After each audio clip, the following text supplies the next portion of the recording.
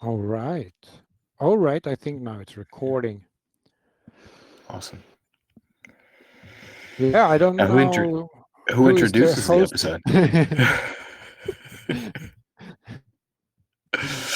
Yeah, you can come up with something. I let you lead. Okay. All right, sounds good. Well, welcome to the Bitcoin Consciousness podcast. It's been a while.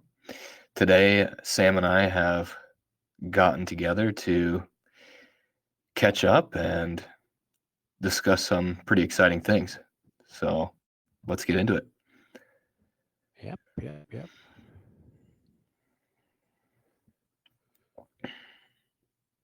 Well, how it started was that I got these really strong impulses, and I had to decide if I was going to let go of even more control and start traveling globally. And so I did. And after some time in Mexico, I ended up in El Salvador. And have now found myself in an amazing place, just 10 minutes from El Sonte, Bitcoin Beach. And it just feels like a physical node for the Bitcoin consciousness, decentralized movement that we have here around this podcast and so on. So then I just reached out to Caleb, and because I feel drawn to organizing a retreat here. So, do you have some questions, Caleb? Yeah. So how has life been since your international traveling and living in flow day to day? Yes, it's been really. It becomes so like the inner world and the outer world sort of synchronizes when we don't have habits and we don't have people around us that sort of reminds us of a specific identity. So every place I come, first it's like a death of the previous personality that I built up in the previous place, and then a rebirth of a new identity based on the energies of the land and the people around in the place that I was guided to live. So every transition like that is like a death rebirth and figuring out where to go and all these things, allowing everything to fall into place. So that has been a really, really interesting experience with a lot of new insights and experiences, new levels of consciousness, new operating systems that it's just out of this world. It's something that I couldn't imagine like 1 year ago or something like that. We're really coming into some really interesting operating systems and densities to play with. Mm. Yeah, I think on a really simple level, one thing that you were explaining to me is that you would go to a place with a specific objective. So, okay, I'm going to travel to Mexico and do this. And you get there and that thing kind of just falls away. And there's a little bit of it that's like the death that you were just describing. And then you just kind of wait, and then the next thing comes up. And so it was almost like you were jumping from like these stepping stones, kind of. And actually, when I reflect back on my own life and getting me to where I am, life just kind of seems like it works that way. There's these specific events that may be painful, no matter how spiritually aware you are of them or not. But when you look back, you can see certain events in your life and say, okay, if this big thing didn't happen or this decision didn't happen, I wouldn't, then these other dominoes, like it was a clear fork in the road. And it seems to me like the way that flow is unfolding these things for you, um,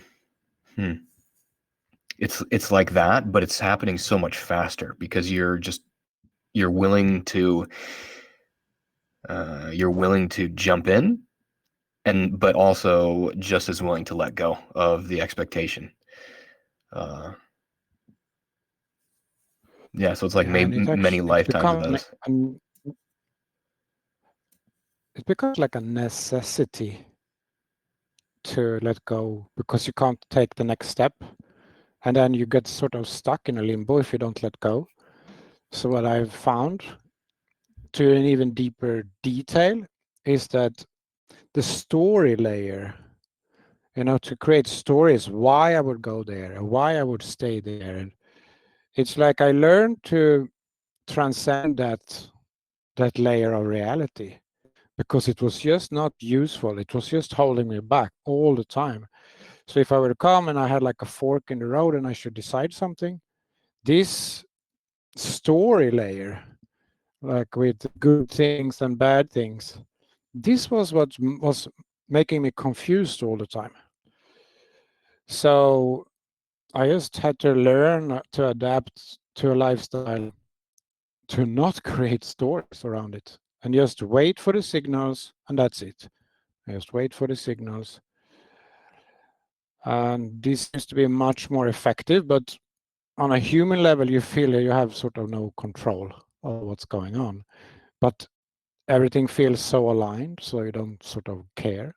And you're always in a moment that is, you're always safe. So that's a big difference that I experienced. Yeah, so I'm always curious to hear about your multi-dimensional experiences. Do you have anything interesting to share across your most recent travels, and perhaps what you're experiencing in El Salvador?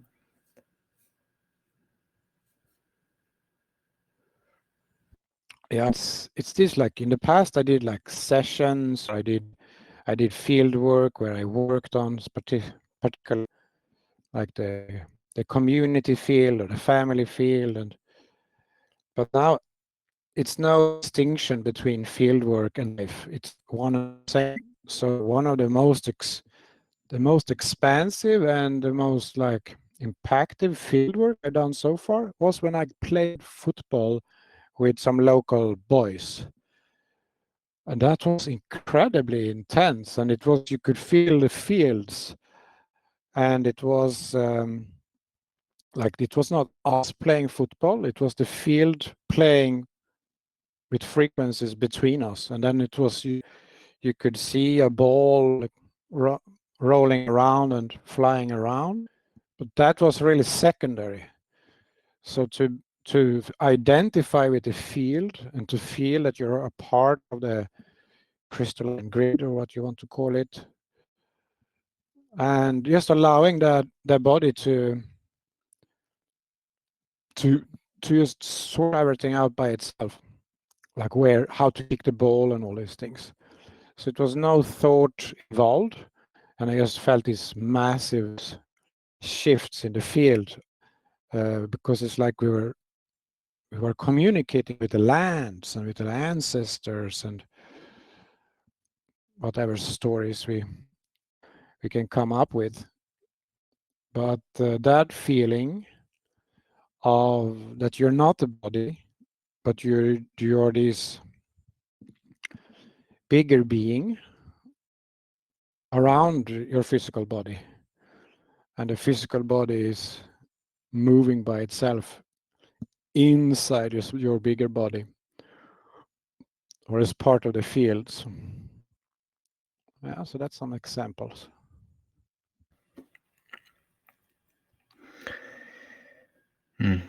Yeah, that's quite beautiful. It reminds me of. It almost sounds like dancing, but it's done through a game. Um, one thing that you and I have explored in our sessions is really allowing the body to do what it needs to do in the fields. And part of your story is that when you were before you had started your travels, the movements were sort of painful, and kind of weird and like disjointed, I guess. But then as you got farther away from home, maybe got into some new operating systems and new frequencies, allowing your body to do what it wanted. It wasn't so much like a healing movement as much as it was what, I guess. Maybe you should fill in the blank there.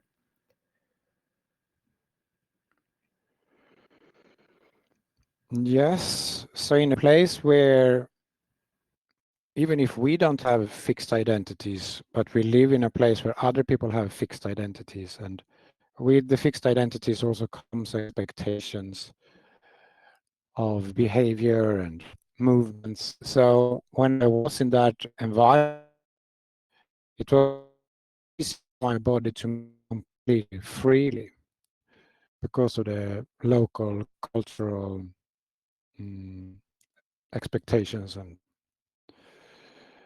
and what is normal, right? But when I travel, it's much different. It's probably also the environments that I attract or that comes to me, or the places that I am invited to go to, has these people that it's just natural to allow the body to move in any way it wants to,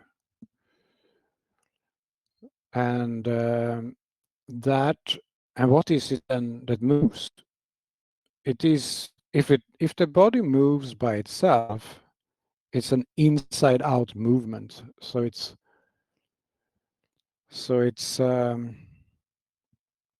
your soul expressing itself.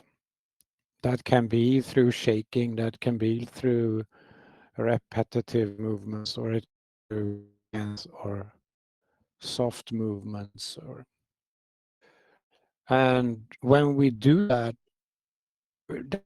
in this, the inside and outside are one. So we don't filter between our what the body wants to do. So we just constantly allow the body to move in any way it wants to, because we don't identify with the body. We are not the doer, so we don't move the body. We just allow the body to move by itself. And then you get this feeling of synchronicity between the inner and the outer. So, and this is something that I really experience in this place here in El Salvador. And that's why I think I have stumbled upon a real treasure here, both in terms of the land. The land it's like a very high frequency, and it's just next to the ocean, and it's close to the jungle, and it's I never felt so home anywhere as I do here. And it's not a mental state.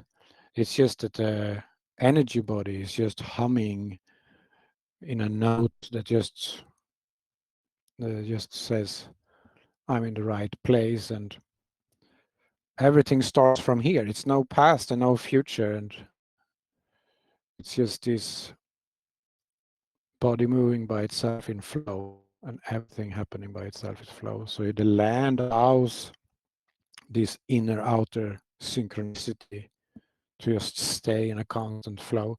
And this makes everyone here so friendly and open. So every interaction with the people, it's so decentralized. Everyone is so sovereign and free, and it's not holding on to each other's with expectations or attachments. And I think this is really representative of El Salvador. El Salvador is coming up as this new Earth node.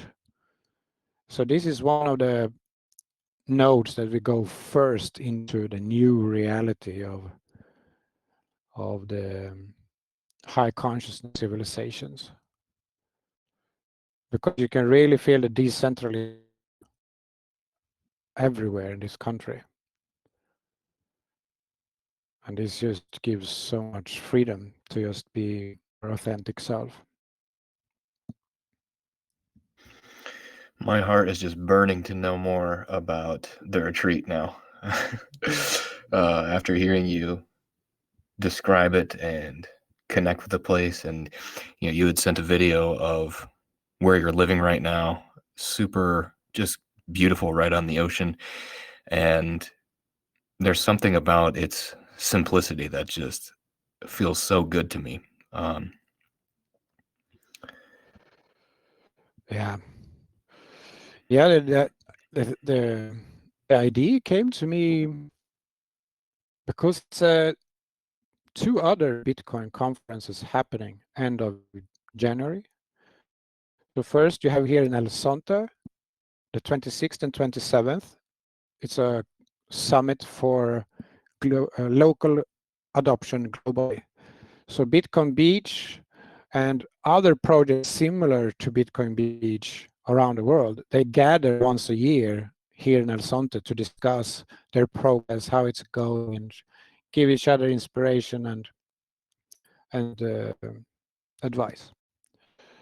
And then after that, January 30 to 31, it's the Plan B Forum in San Salvador, in the capital city. And then why not have a third one to sort of integrate and conclude all of that? So then right after that, like first week of, I thought I can have a retreat here. So this is 10 minutes outside of Bitcoin Beach for those of us who wants to connect with our true self in a paradise where there are also other people living in flow, and to practice how we can stay in this high state of consciousness and interact with each other. So So I think the next thing to do, I think the calling is now to kind of put out a broadcast to all of the souls that are going to come there, right? So this is this is very different from the other two retreats in the fact that they are going to be as led by the heart, as led by flow as possible. And so it should make sense that we should put the call out to the heart. We should put the call out to the nodes. And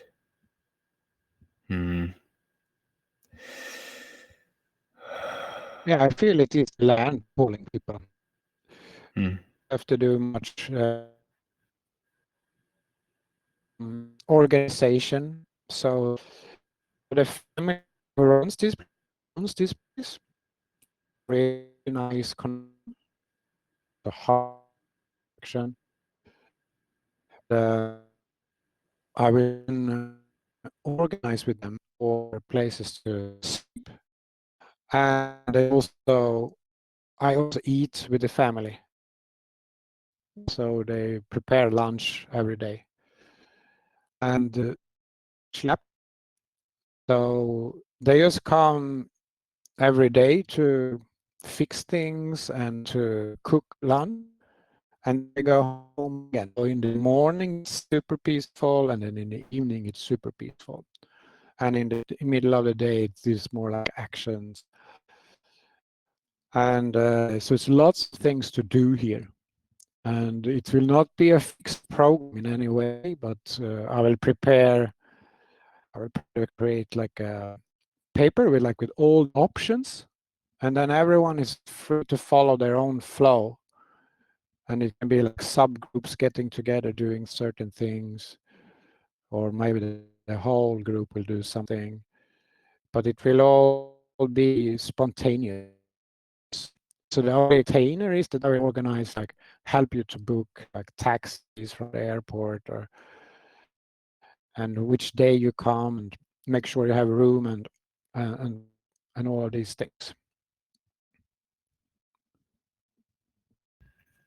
Okay, awesome. So your connection was a little bit choppy through that, but I will kind of summarize what I got, which was there's not going to be any fixed programming, so it's going to allow for as much flow between all of the people as possible. The idea is to have accommodations for all of the all of the retreat goers on the same property that you're staying at. And it sounds like the people who own the property, they come, they make lunch for you, and they'll do the same for the participants. And there's stuff going on during the day, but then the evenings and mornings are fairly relaxed. And then that you would also help organize logistics and stuff. Is that all sound about right?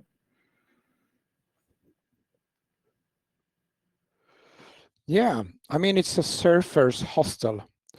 Basically, I'll put up pictures. I'm building a website now where I will put pictures and some details about this opportunity.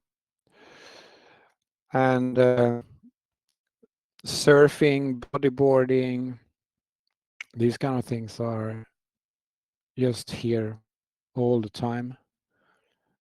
And coconuts. No. And it will be 3 days like a center. And then people could come 1 or 2 days before if they want, or leave 1 or 2 days later. And then, so El Sonte is just 10 minutes away with Uber or a motorbike, or if you want to rent a car. So it's easy to go to El Sonte.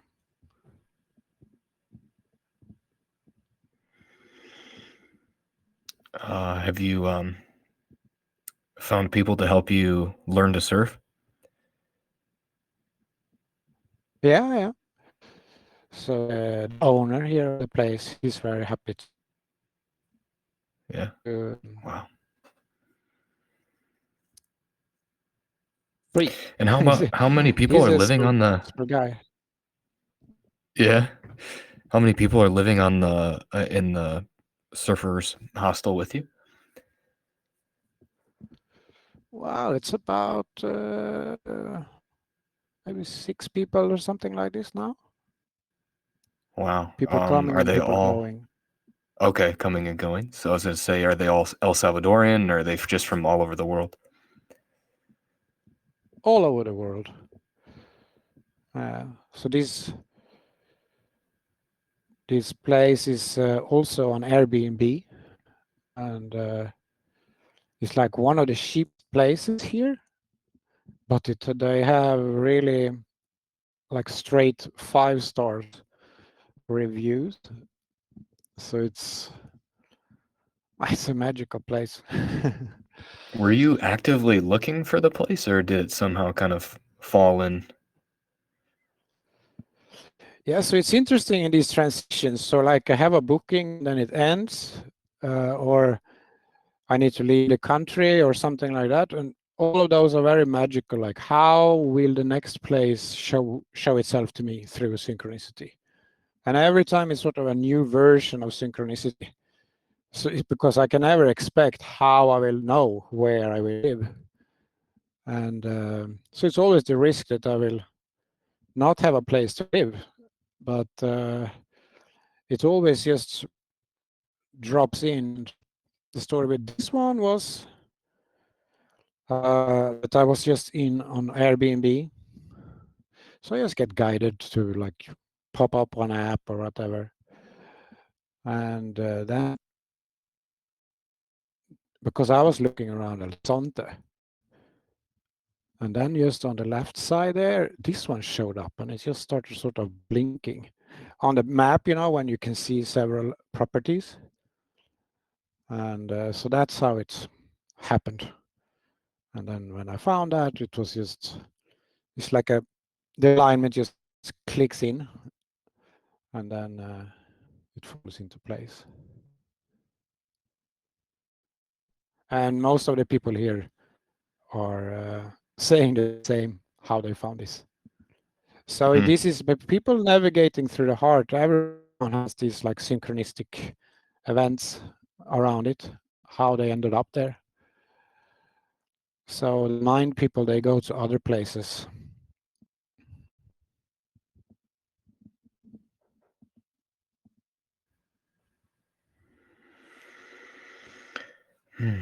The practical part of me is wondering if there's a cost associated with their retreat. Yeah, I was thinking about 0.006 Bitcoin. So I think this is around like 500. So this is something like in the ballpark where I think that this will give enough flexibility for being able to organize everything with the owners here and make sure we have a nice time. But financial tensions with people is a very normal part of the process here. So it's not just here, it's everywhere. It's like when you start feeling money instead of thinking money, it just becomes this sort of calibration of fields between everyone around you. Because with everyone, you could owe them money, or you can feel that they owe you money. So it's between yourself and everyone around you. You're sort of a financial tension, which is usually used or fixed with mental constructs justifying various things, and then you sort of impose a fake financial balance. But when you transcend that and you only interact fields with fields, then every interaction like this it's bringing up old patterns in us that we then project onto other people, and this is just like a normal part of it, where maybe you feel that someone owes you something, and then you feel into it, and that's just part of what we're going to calibrate between us, and calibrate with the one around us.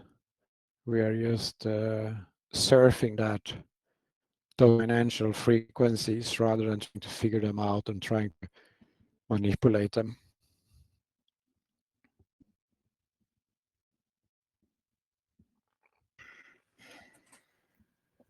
Yeah, I can feel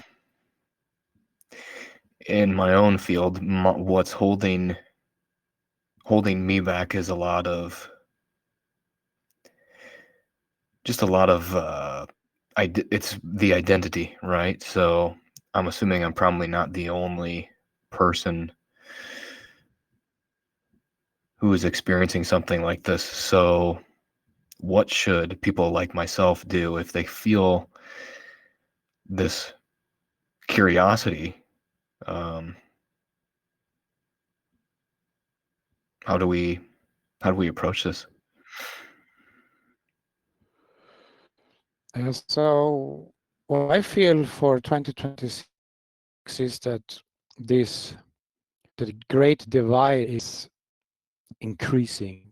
It's and this is so you have the people like myself that I'm sort of just waiting for the next door that the universe show me, and I'm just ready to go in that one.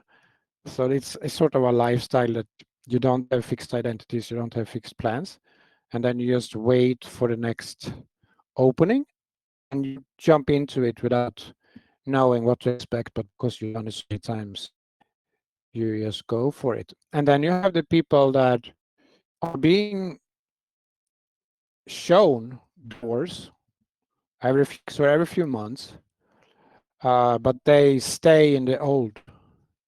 So it's like you're in one level of consciousness, so like you're not like on A on piano, and then in your reality you go around, you get this like B showing you here's an opportunity, here's an opportunity.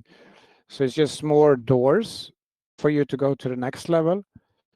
And the people that just keep saying no to those, they they will just go down. So you have all these millions of people going up, and then you have all these millions of people going down. And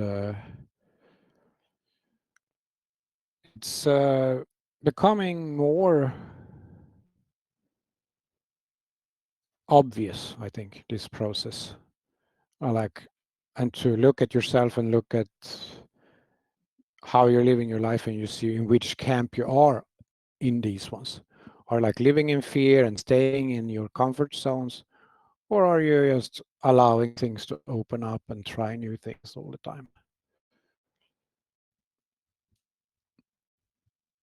So that's like a sort of a more general response. And then for some of you, this retreat might be one of those doors. But for others, it might not be. It could be something else. So something like that. Yeah, and just as a specific example, I think I'm going to I personally, I guess I'm at a point in my journey where I'm becoming very content in knowing that the universe has my back. And I've developed a trust in the way that life is unfolding that makes me feel very powerful. So when I have, let's say, when I have like lower density experiences, things aren't going the way that I like them to, and going through pain, I still feel powerful even in that pain. Um, so the way that I think I'm going to approach this, because I would love to come, it would be amazing, but like I said, I have some hesitations that come from my own fields and my own identities and fears.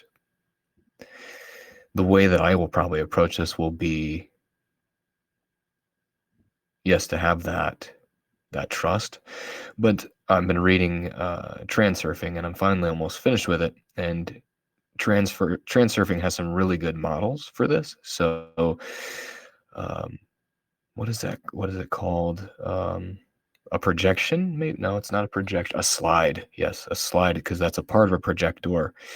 Um, so I'm going to work with the slide of myself being there and experiencing this, and I think it will be I think it will be easy because I do feel so much genuine excitement about this particular retreat, so it won't be difficult to bring up all of the uh, all of the pain points that come with that come through. It's not so much a mental desire, right? Because so many vacations, I guess, like in tropical places, you're there to get some kind of pleasure, get some kind of experience. But what I feel, as we've discussed this, is the level of openness, the amount of flexibility for flow, and the intention for this to be not just an experience of experiencing the physical pleasure of being in a tropical place, of getting just to, to lay around the beach and relax, but instead the intention that's set in this time space event here is is it, mm,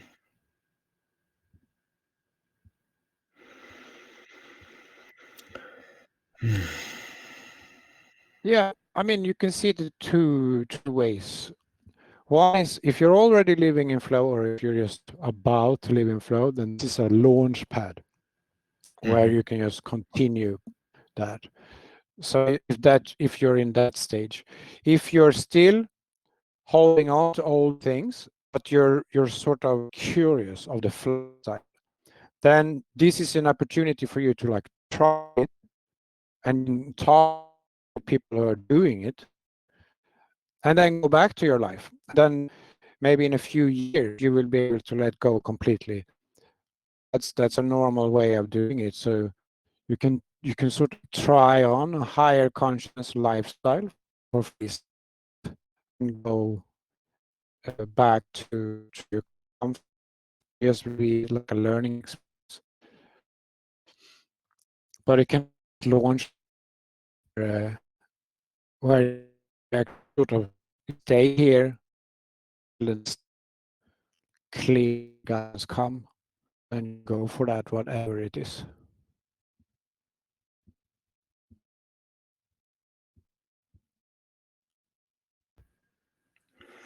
Yeah, and I think where I was trying to explain and is that because the because this is of such pure intent that you can put more faith and trust in the flow to get you there versus working so hard to kind of force your way through it, so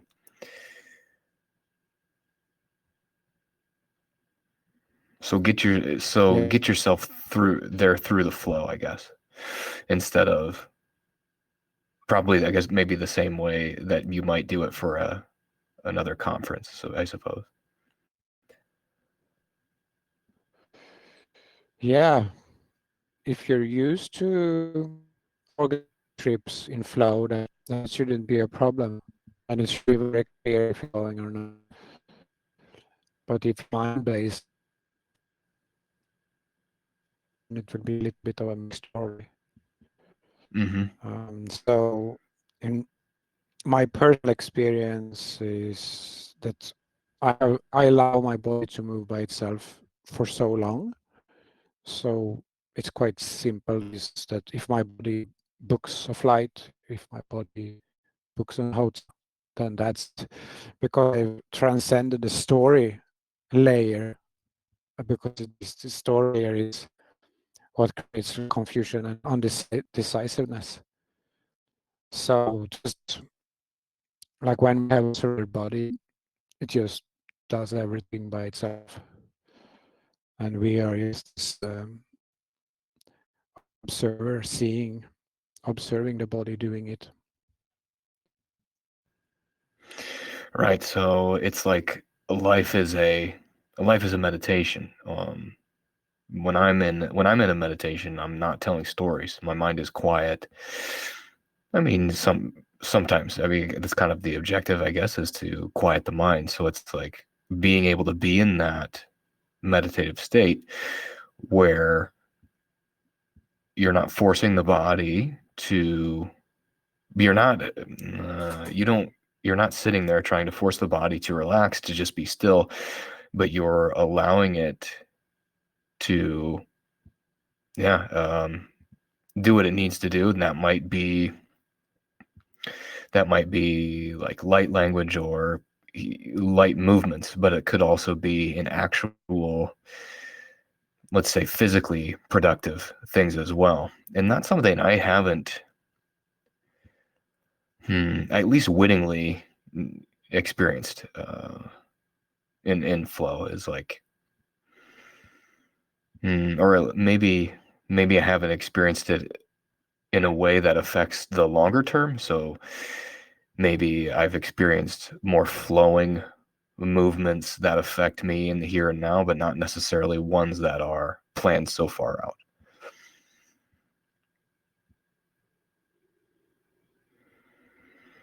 Yeah, it's to just come to a place where you allow your body to do whatever it wants. It takes some time to get used to, but get used to it, you feel peace, right? Because you're not doing anything else. You're just doing exactly what you're doing, and that's it. And I had this mantra: if you don't know what to do nothing and wait for what comes naturally, what arises naturally. So if I ever get confused or fear or something like this, then I just my body just reset, and then it's another flowing, coming in, and so it goes over and over and over again. Because that's sort of just like an old identity coming up, creating some confusion, and then you have like a division in your mind. Maybe you should go to the toilet or you should go to the beach. And if I have those situations, if I don't do anything, then the choice is done for me. So the false entity, my toilet, was like survival thing, and false thing just melts away, and you're back in flow again. So this keeps happening. It's might be your identity, you do something, but then that is after you did it, because it's more effective to not hold on to it.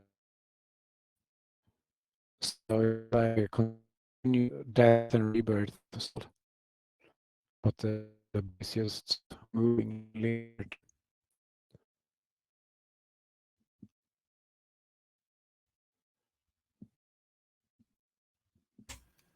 So then, how do you see your role in this retreat, other than organizing it, I suppose? Yeah, it really like constantly recentering my. The olden days, like people, like urge, try to support them in ways. Uh, advanced world, it's merging. So it's now attachments now merging, and so our fields just it will go in eyes, and then you go back to your own center. So I will continue to do that, just observing my field and stay really in my path, and not go into some kind of teacher role, or that I need to guide everyone or something like that. And also not the opposite, that I will go into like victim mode, or that I want to be guided others. So that's just staying in my field and staying connected to lands, and just relax and have fun. And when I do that, I'm confident that everyone else have a great time.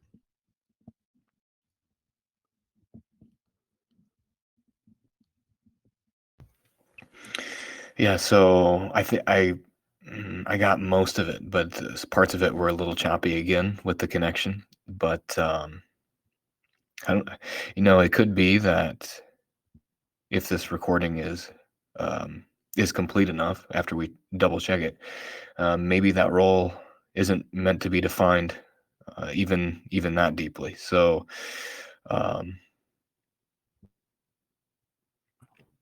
yeah. Yeah, it's stories like Hmm. sharing stories, but actually I don't really operate with stories. Per way of communicating, like randomly create. Have these conversational formats, so have some sort of into creating some stories.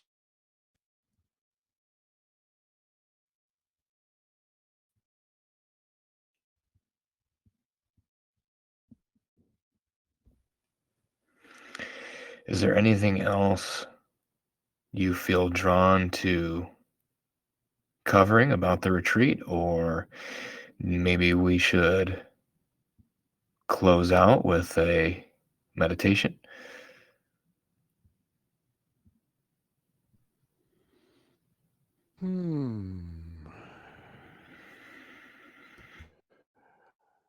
That's interesting. Meditation, I would just tune in deeper into land and just maybe express some word to feel this place, and if this place is calling you. So I will just feeling into the ocean now, those waves,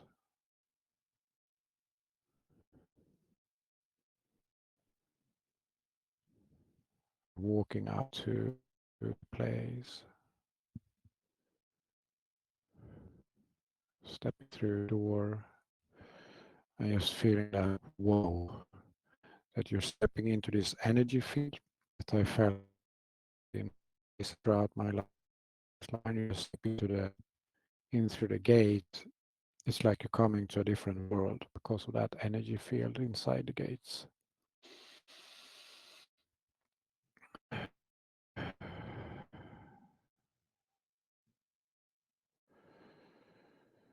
And all the memories of the Mayan culture,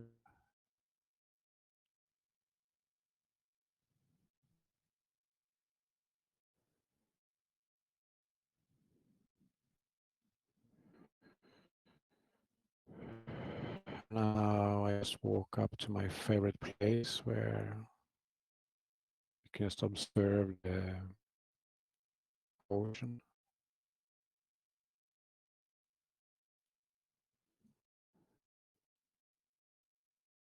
and to sit there. So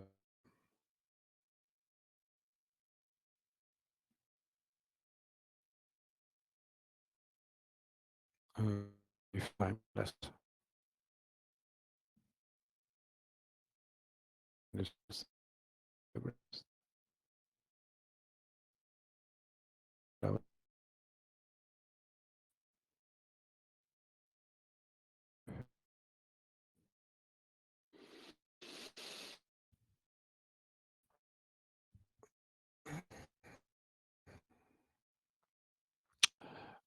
feel the calm, the place.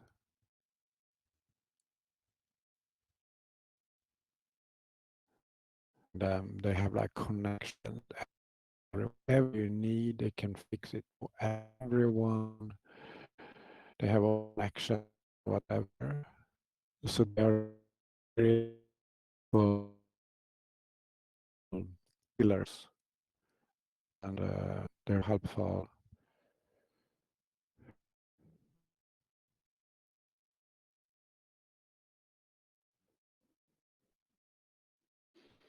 Hmm.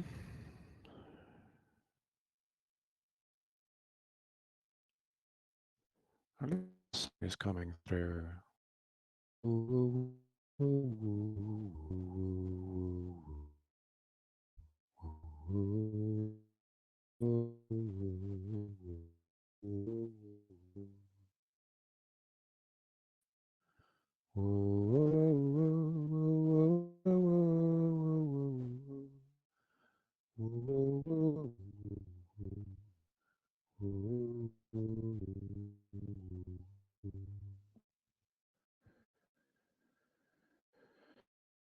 Okay. Good. Thank you with you. Sorry, you cut out again. Say that again. Yeah, I just said thank you for today. And let's publish this podcast in the coming days. I will create in the Yeah, that sounds great. and all that jazz. Yeah, yeah, sounds good. The information, all relevant information, I guess, contact and website for everything will be in the podcast description. Like I said, it's been the connection. At least what I'm hearing has been a little choppy, so we'll want to double check it, I guess, to make sure it's clear enough for people. But Yeah, next time I it's could do it maybe on my phone. sure, yeah. But they told me to stop here, so I'm Hmm. surprised it's choppy. But maybe Yeah, that's and indication. maybe, like I said, maybe it's just on my end or something. So we'll double check it and see what it sounds like. So Anything to go? hmm.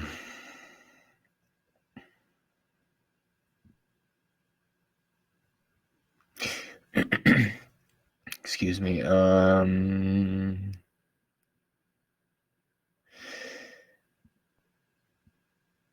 Follow your heart is what I'm hearing. So it's like if you feel at all connected to the stories here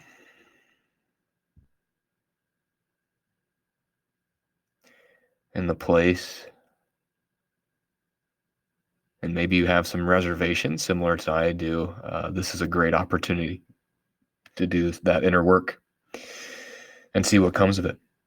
And it could be one of those stepping stones, just like Sam was describing, where maybe you're not actually meant to go, but instead you're just meant to do some of the work that is triggered when figuring out I guess, what stands in the way between you and this potential. But just be neutral to it as much as you can and trust in that. Trust that the process is gonna get you there or not get you there, but it's whatever way it's meant to be. Yeah, and who knows? Maybe it becomes a yearly thing. You have those 3 Bitcoin summits. So you have one, then you sort of the business one in Salvador, and then you can like the consciousness one down here by the beach. And so the Bitcoiners can just choose 1 or 2 or 3 of and it might be this when people choose to visit Salvador. Mm-hmm. So yeah, let's see what happens. Sounds great. Sounds great. Well, I appreciate the conversation as always, Sam.